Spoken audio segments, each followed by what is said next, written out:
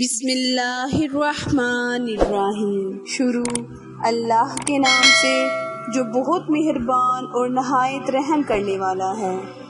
تمام تعریفیں اللہ کے لیے جس نے دونوں جہاں کو پیدا کیا۔ غلطی ہو جاتی ہے مگر جھوٹ اور دھوکہ غلطی نہیں ہوتے بلکہ اپنی مرضی سے کیے گئے عمل ہوتے ہیں۔ مقابلے کا پہلا میدان تمہارا اپنا نفس ہے۔ اس جنگ کر کے خود کو آزما لو کہ تم آزاد ہو یا غلام۔ جب آپ کا اچھا وقت آتا ہے نا تو وہ لوگ جو کبھی سیدھے منہ بات نہیں کرتے تھے آپ کا احساس کرتے ہوئے نظر آتے ہیں۔ مایوس ہوتا وہ ہے جو اللہ کا یقین نہیں رکھتا۔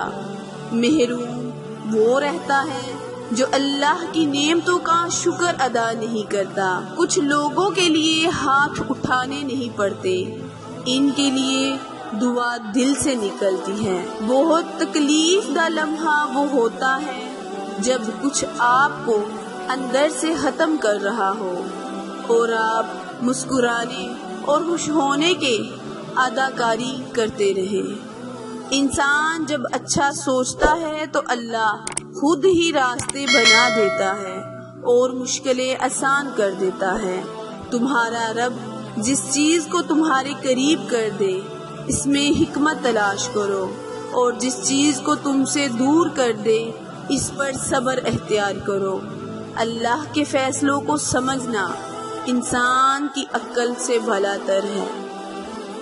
اگر تم اللہ کے ہاں اپنی حیثیت جاننا چاہتے ہو تو یہ دیکھو کہ اس نے تمہیں کس کام میں لگا رکھا ہے۔ کتنا مشکل ہے زندگی کا یہ سفر۔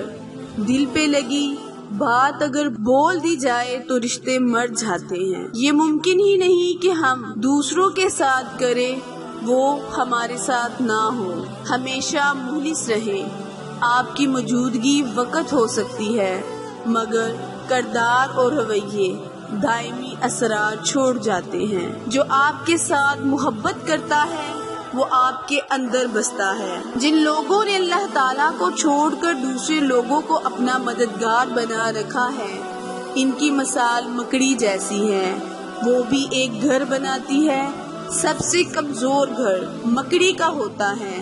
کاش کہ یہ لوگ جانتے ہوں۔ دنیا میں سب سے تیز رفتار چیز دعا ہے جو دل سے زبان تک پہنچنے سے پہلے اللہ تعالیٰ کے ہاں پہنچ جاتی ہے۔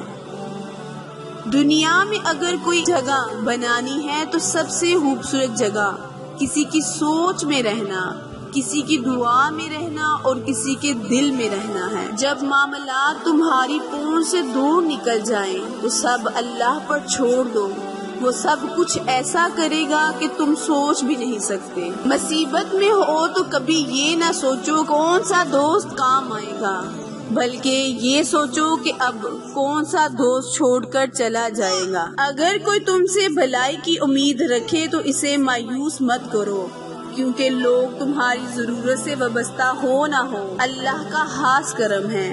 تمام تعریفیں اس ذات کے لیے جسے توڑے اسے کوئی جوڑ نہیں سکتا، جسے وہ جوڑے اسے سارے توڑنے والے مل کر توڑ نہیں سکتے۔ باپ اگر دنیا سے چلا جائے تو اس کے ساتھ جاتے ہی تین چیزیں ہمیشہ کے لیے ختم ہو جاتی ہیں۔ پہلی، شفقت والا ہاتھ سر سے اٹھ جاتا ہے۔